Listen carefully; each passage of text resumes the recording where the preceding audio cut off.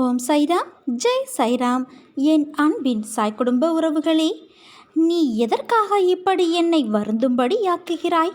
நான் உனக்காக விரதம் இருந்து வந்தேன்.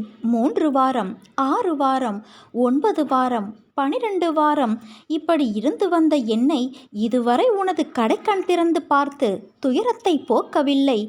ஏன் என்று புலம்பிக் கொண்டே இருக்கிறாய். ஒன்று மட்டும் நிச்சயம், தெரிந்து கொள். ஒரு உயிர் ஜனனமாகும் நேரத்தில் அந்த உயிராகப்பட்டது முப்பிறவியில் செய்த கரும வினைகளும் அந்த உயிரோடு கலந்துவிடும். காலத்தின் கட்டாயமும் அதுதான். நான் உன்னை விரதம் இருக்கச் சொல்லவில்லை. எனக்கு அதில் உடன்பாடும் இல்லை.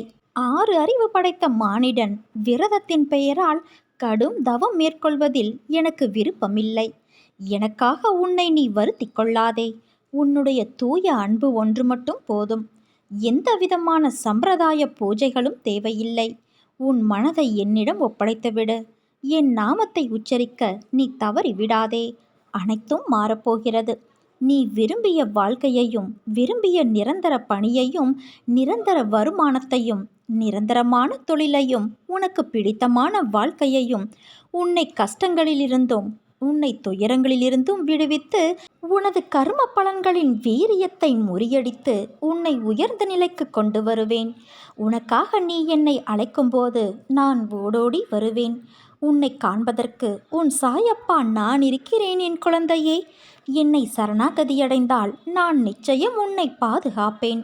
பொறுமையாக இரு. உன் சாயப்பா உன்னோடு நிழலாக எப்போதும் இருப்பேன்.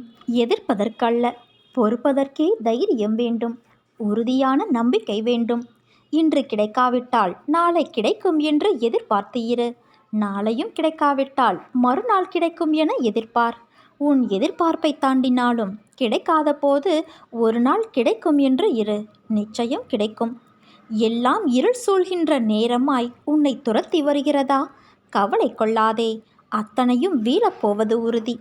உன் வாழ்வில் இன்னும் எத்தனை நாள் இந்த வேதனையும் துக்கமும் என்ற கேள்வியும் அதில் உன் வலியின் ஆதங்கத்தையும் உன் சாயப்பாவான நான் உணர்கிறேன்.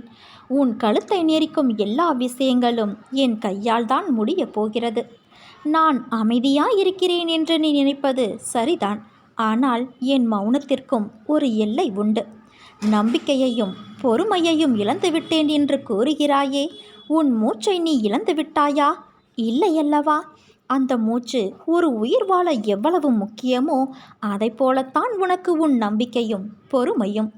இழந்துவிட்டேன் என்று நீ நினைக்கும் இடத்தில்தான் உண்மையாக உன் வாழ்நாளில் நீ பெறப்போகும் விஷயம் அடங்கியுள்ளது. சூழ்நிலை என்பது உனக்குத்தான்.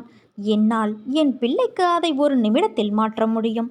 ஆனால் சில நேரங்களில் சில நிமிடங்கள் அல்லது சில நாட்கள் கூட ஆகிறது. ஏனென்றால் நான் உனக்கு நல்லதை மட்டும்தான் செய்வேன். நீ நம்பிக்கையோடு இருந்தால் நல்லதே நடக்கும்.